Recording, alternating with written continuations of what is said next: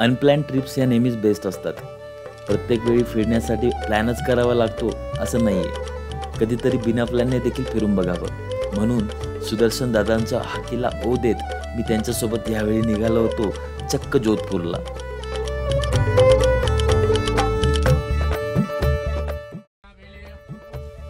मुंबईहून आदल्या दिवशी दुपारी 2ला निघालेली सूर्यनगरी एक्सप्रेस दुसऱ्या दिवशी पहाटे 5ला जोधपूरला येऊन थांबली.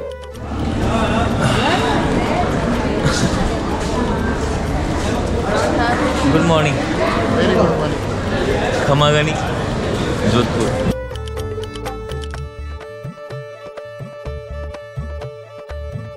जोधपूर रेल्वे स्टेशनच्या बाहेर आलो आहे आणि आता आमचं बेत आहे ओशियाला जाण्यासाठी. ओशिया जी आहे ती दादांची कुलदेवता आहे. थंडीच्या दिवसांमुळे स्टेशनच्या बाहेर थोडा गारवा होता. मग गरमागरम चहाचा आनंद घेतला आणि आम्ही जोधपूरपासून थोड्याच अंतरावर असलेल्या दादांच्या कुलदेवतेला गेलो. ही कुलदेवता म्हणजे ओशिया माता.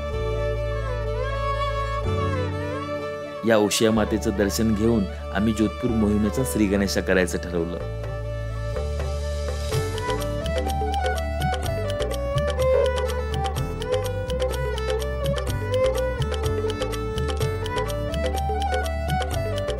एखाद्या गडकोटाप्रमाणे चहूबाजूंना मजबूत तटबंदी असलेलं हे मंदिर अतिशय देखणं वाटलं.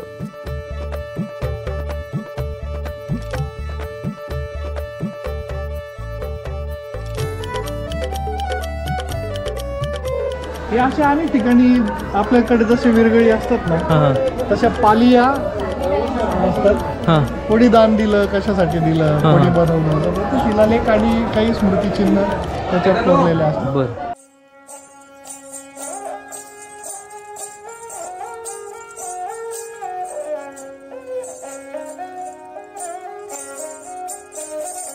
सकाळपासून गर्दी नव्हती, पण आता गर्दी वाढू लागली आणि आता वाटतं मी कुठल्या तरी देवस्थानाला आहे.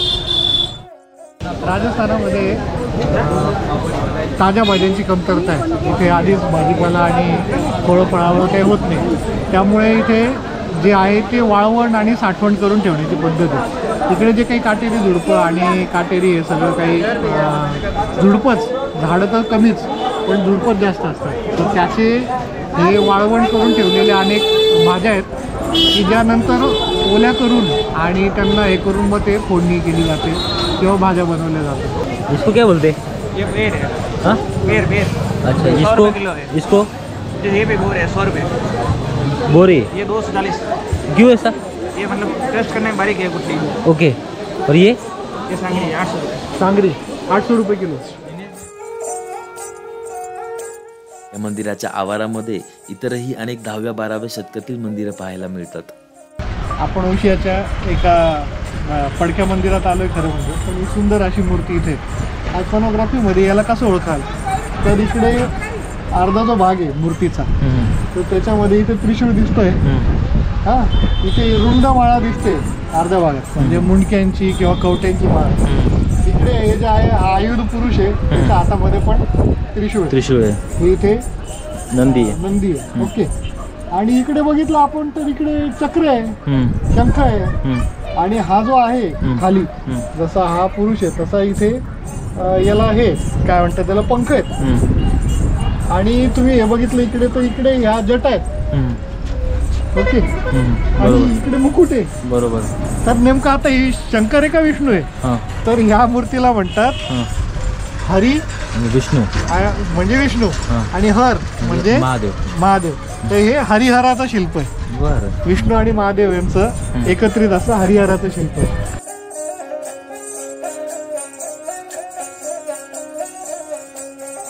हे सगळे मंदिरं एका विशिष्ट प्लॅटफॉर्मवर उभे आहेत. या प्लॅटफॉर्मला जगती असं म्हणतात.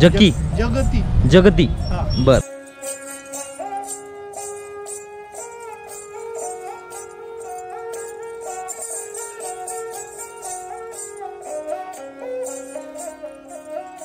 या मंदिरांचं सौंदर्य निहाळता निहाळता आम्ही इतकं हरवलो की दुपारचे 2 कधी वाजले कळलंच नाही. एक जैन मंदिर आहे इथे आणि या जैन मंदिरामध्ये दुपारच्या जेवणाची व्यवस्था मी केली. तेथे 100 रुपयामध्ये यथेच्छ दाबलं.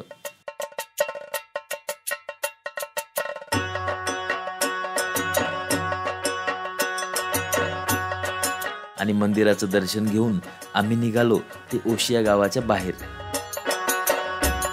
थार डिझर्ट ज्याला म्हणतात त्याच्या सफरीसाठी चाललो आहे. आता मंदिरांची सफर झालेली आहे आणि आम्ही या छोट्याशा दिवशीपासून आता त्या ठिकाणी चाललो आहे, उंटीला चाललो आहे. या गावाच्या बाहेर पडताच आपण वाळवंटात असल्याचा फील येऊ लागला. आपले रस्ते आपल्याला बनवावे लागतात असं ऐकलेलं होतं. आज बघतोय रस्ता नाही आहे, भाऊजीतून घेऊन चालले तिथे रस्ता तयार होतो.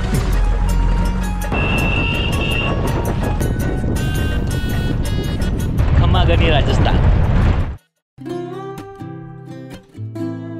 दादांच्या ओळखीनं एका राजस्थानी कुटुंबाच्या घरी आमच्या मुक्कामाची सोय झाली. या छोट्या छोट्या कुटींना ढाणी म्हणतात. हा एक गावाच्या बाहेर छोटासा होमस्टे आहे आणि हट स्वरूपामधला हा स्टे जो की राजस्थानला आलो तर राहायला पाहिजे अशा पद्धतीचा आहे. रूम हे वरचं बघा,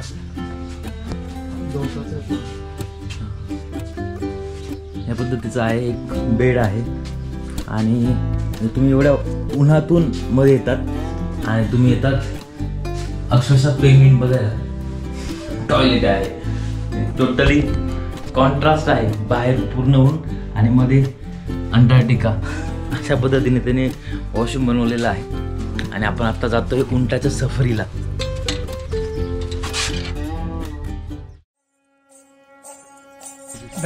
ये है सुमेर जो कि हमारे साथ में आ रहा है हमें सफरी करवाने. जी.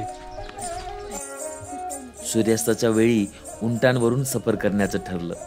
त्याकरता आमची राईड म्हणजे आमचे उंट रेडी होते. ये है माइकल जैक्सन और ये जिगर जिगर. जिगर धक्का लगता फिर बाद में कोई दिक्कत नहीं होती.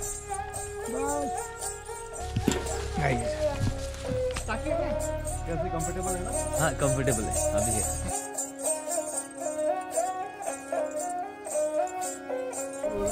हाँ बोला. मला वाटायचं लहानपणी की वाळवंटामध्ये फक्त रेतीच असते, पण आता कळलंय ग्लोबल वॉर्मिंगमुळे चांगल्यापैकी पाऊस या भागात होऊ लागलाय आणि ग्रीनरी होऊ लागली.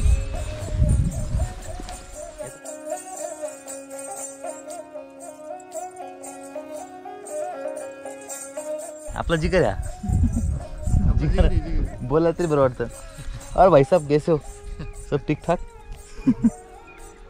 तो म्हणजे तुमच्या आईला बसले माझ्या उरावर.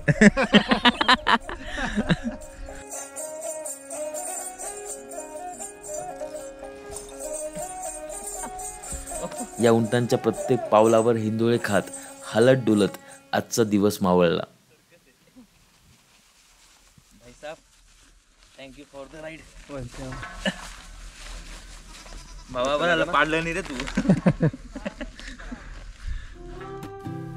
दुसऱ्या दिवशी सकाळी लवकर उठून वाळवंटाची मोज घेण्याचं ठरलं. दिवस क्रमांक 2 राजस्थान मधला हा. आणि सकाळ झालेली आहे, सूर्योदय झालेला आहे छानपैकी. सकाळचे नित्यनेमाची कामं यांची सुरू झालेली आहेत. आपण आजचा प्लॅन असा आहे की आपण आता जाणार आहोत जोधपूरला. आणि ओसियावरनं जोधपूरचा जो रस्ता आहे जवळपास 60 किलोमीटरचा आहे. 1.5 तासाचा हा प्रवास आहे. आणि जोधपूरमध्ये आज आपण बरंच काही बघणार आहोत. म्हणजे समशेरच्या जिप्सीमधून आम्ही ठरलेल्या स्पॉटवर गेलो. याच ठिकाणी बऱ्याचशा चित्रपटांचं शूटिंग झाल्याचं कळलं, जसं की हम साथ साथ है. त्यामुळे उत्साह अजूनच दणाणला. पुढील मोहीम होती ती मंडोरिया फोर्टची. त्यासाठी लोकल ट्रान्सपोर्टने म्हणजेच एका तुडुंब भरलेल्या बसमधून आम्ही 1 तासाचा प्रवास करीत मंडोरला पोहोचलो. किल्ला आहे. बरं. मंडोरचा एक किल्ला आहे. हां. तो आपण बघणार आहे आता. बरं तो पूर्वी मंडोरचाच किल्ला होता. बरं जोधपूरचा किल्ला नंतर झाला. ओके. आधी मंडोरवरनं सगळं हे चाललेलं होतं राजकारभार.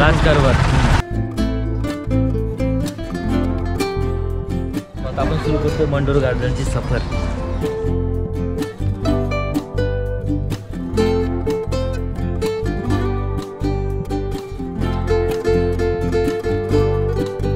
मंडोरच्या गार्डनमध्ये हे आहे जलोर गेट आणि ह्या गेटमधून एंट्री केली की आपण मंडोरच्या किल्ल्यामध्ये प्रवेश करतो.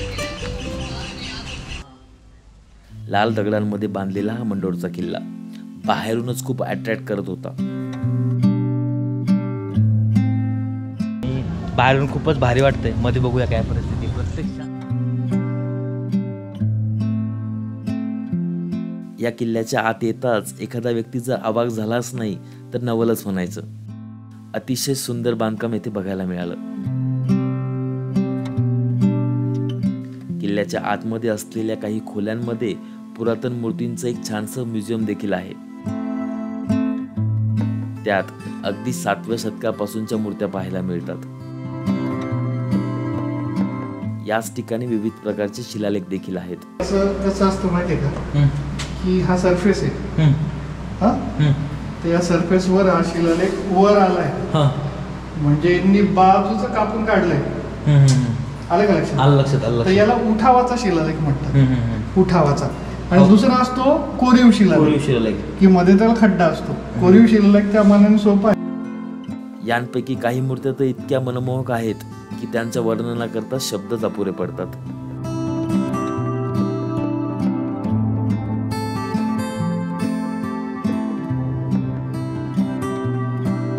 नाशिकचे अजून एक गृहस्थ भेटले. ते सुंदर आहे. ते मुख्य किल्ला आहे तो का? किल्ल्याच्या तटबंदीवर आहोत आणि इथून थोडं उंची असल्यामुळे आपण किल्ल्याचा घेरा समजून घेऊ शकतो. समोरच्या बाजूला बाले किल्ला आहे. इकडे चामुंडा देवीचं मंदिर वगैरे आहे. हे ते संग्रहालय जिथे आपण आता थोड्या वेळापूर्वी होतो. आणि त्या बाजूला जे दिसतंय मंदिरांच्या आकाराचं त्या आहेत छत्र्या, म्हणजे इथल्या राज्यकर्त्यांच्या त्यावेळेसच्या समाध्या. किल्ल्याच्या इतर वास्तूंमध्ये काही देवस्थानं आहेत.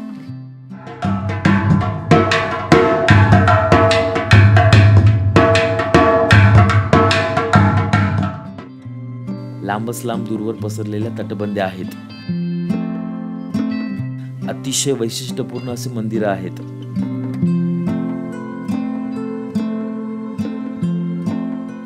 लाल दगडात कोरलेले नक्षीकाम आणि मंदिराची भव्यता बघण्याजोगी आहे.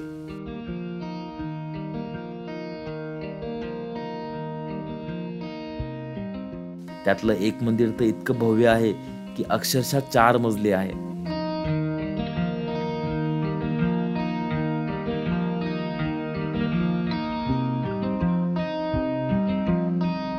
काय जबरदस्त आहे, म्हणजे अप्रतिम. आणि काय तो कळस, आणि विशेष म्हणजे 4 मजली मंदिर आहे, 4 मजली छत्री आहे, 4 मजली समाधी आहे. जबरदस्त यार, अप्रतिम काम. नरेंद्रजी तर उद्यानाच्या बाहेर आलेलो आहेत आणि आम्हाला नरेंद्रजी आले शिकायला. नरेंद्रजी आलेले जोधपूरवरनं आणि जोधपूर दर्शनाची आज जिम्मेदारी त्यांच्यावरती. नमस्ते. मंडोर फोर्ट फारच भारी वाटला. आमची स्वारी पुढे निघाली ती मेहरानगडाला. मी बँगलोरला होतो 2018ला. त्यावेळेला म्हणजे आमचे जे रूम पार्टनर होते IT मधले, त्यांच्यासोबत जस्ट एक चर्चा झाली होती की 2018मधली ही गोष्ट आहे की एकदा मेहरानगड फोर्टला जायला पाहिजे. आणि आम्ही त्यावेळेला प्लॅनसुद्धा केला होता, पण असं काहीतरीच घडलं की आम्ही ते सोडून हम्पीला निघून गेलो. आणि 2018 नंतर आज 2023 आहे आणि आज आम्ही योग आला आहे. 5 वर्षानंतर आम्ही हा प्लॅन सक्सेसफुल ठरला आहे. आणि याचे शिल्पकार आहेत आमचे दादा. मेहरानगड ज्या टेकडीवर बसलंय त्याच ठिकाणी एक जसवंत थडा आहे. आणि मेहरानगडच्या अगदी समोर म्हणजे मागच्या तो मेहरानगड आणि समोरच्या बाजूला आहे जसवंत थडा. इथल्या राजांचे छत्र आहेत. बरं. हां, ते नंतरच्या काळातले जे होते, म्हणजे साधारण 1873 ते 1952 पर्यंतचे जे राजे झाले नंतरचे, तर त्यांच्या या सगळ्या समाध्या आहेत एकाच ठिकाणी.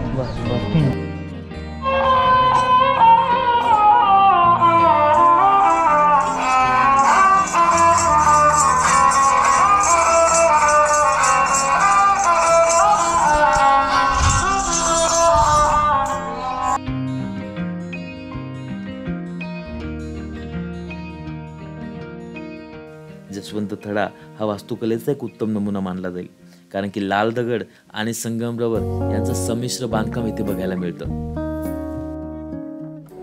पूर्ण संगमरवरी काम. आणि दादांनी सांगितल्याप्रमाणे इसवी सन 17व्या शतकापासूनचे आत्तापर्यंतचे जे बऱ्यापैकी जे राजे महाराजे होते त्यांचे फोटो जे लावलेले त्यांची समाधी एकाच ठिकाणी आहे. यशवंत थडा पाहून फायनली आम्ही निघालो मेहरानगडाला. So finally dream comes true आणि मी आता आहे मेहरानगड फोर्टला. सोबतीला आहे दादा. मेहरानगड हा जोधपूरच्या कोणत्याही भागातून सहज दिसून येतो.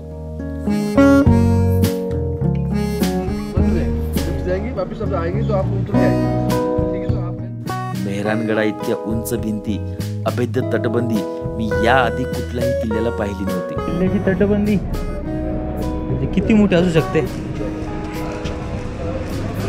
तुमचा विश्वास बसणार नाही, पण तरीही सांगतो, या किल्ल्याच्या भिंती 36 मीटर उंच आणि 21 मीटर रुंद आहेत.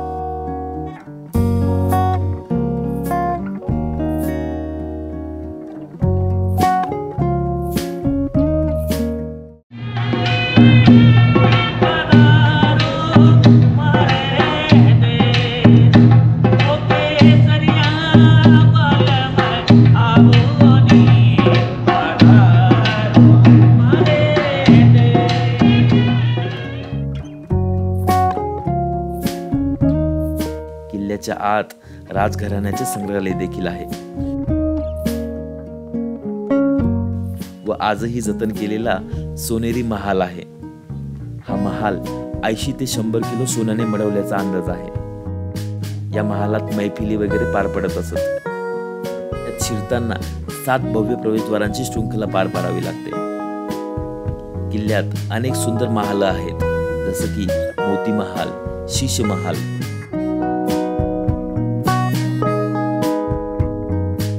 फुल महाल, सिलेह खाना, दौलत खाना असे अनेक महाल बघण्यासारखे आहेत.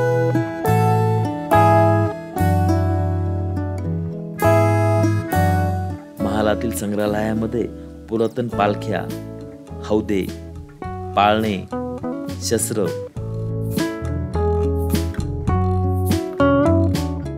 कपडे, लघुचित्रे यांचा संग्रह आकर्षकपणे मांडलेला आहे. मेहरानगड फोर्ट झालेला आहे आणि आता आम्ही चाललेलो आहोत उमेद भवनला. उमेद भवन पैलेस म्हणजे काय, वो क्या है उमेद भवन पैलेस? पैलेस है राजा का, वो सामने दिखता है, वो ताजमहल के जैसे दिख रहा है. हाँ, वहाँ पे क्या था? राजा का रेजिडेंस था पहले. किस राजा का? महाराजा उमेद सिंह जी का. उमेद सिंह जी का, अच्छा ओके. अभी जो प्रेजेंट में राजा है ना, हाँ, इनके ग्रैंडफादर थे. अच्छा, उन्होंने बनाया था, राजा का रेजिडेंस था. ओके. अभी उसका 70% पार्ट में होटल चलता है. होटल चलता है? हाँ, अच्छा. उमेद भवन पैलेस ताज लग्जरियस होटल है. ओके, ताज का ही है. हाँ. ताज. आणि मी आता आहे उमेद भवनला. उमेद भवन जो आहे हा इथल्या राजाने स्वतःच्या राहण्यासाठी राजवाडा बांधलेला होता आणि हा खूपच जबरदस्त आहे. ह्याच्यातला बराचसा पार्ट आता हेरिटेज हॉटेल झालेला आहे, ताजने घेतलेला आहे आणि बऱ्याचशा सेलिब्रिटींचं लग्न इथे होतं आणि काही भाग जो आहे हा पर्यटनासाठी ओपन करण्यात आलेला आहे. त्यातला हा एक समोरचा पोर्शन. उमेद भवन हा जगातील सर्वात उत्कृष्ट महालांपैकी एक मानला जातो.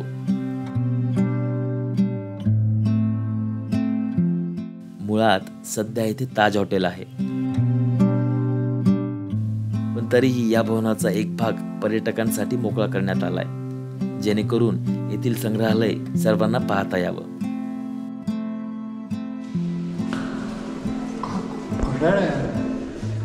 रोल्स रॉयल्स सगळं.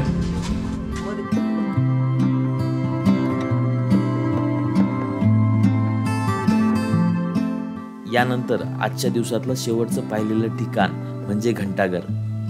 एका बाजारपेठेच्या मध्यभागी असलेलं हे ठिकाण. एक उंचच उंच टावर, ज्यामध्ये चहूबाजूंनी दिसणारं घड्याळ बसवलंय. 100 वर्षांपूर्वी 3 लाख रुपये देऊन हे घड्याळ सरदार सिंह यांनी बसून घेतलं, ज्याची आत्ताची किंमत 18 करोड इतकी आहे. ठिकाणावरून मेहरानगड फारच सुंदर दिसतो. इथूनच सूर्यास्ताचा आनंद घेऊन आज जोधपूरला राम राम म्हटला. जोधपूरवरून आता निघतोय. घंटाघर बघितल्यानंतर बऱ्यापैकी अंधार झालाय. आम्ही गीर अभयारण्यात सिंह बघितले असतील, तुम्ही ताडोबाची वाघांची सफारी केली असेल. आम्ही बिबट्यांची सफर करायला चाललो आहे आणि हे बिबट्यांची सफर असलेलं एकमेव गाव आहे, ज्याचं नाव आहे जावई बंद. तिथंच आहे का? समीरपूर काहीतरी ना, जावई बंद हेच त्या गावाचं नाव आहे.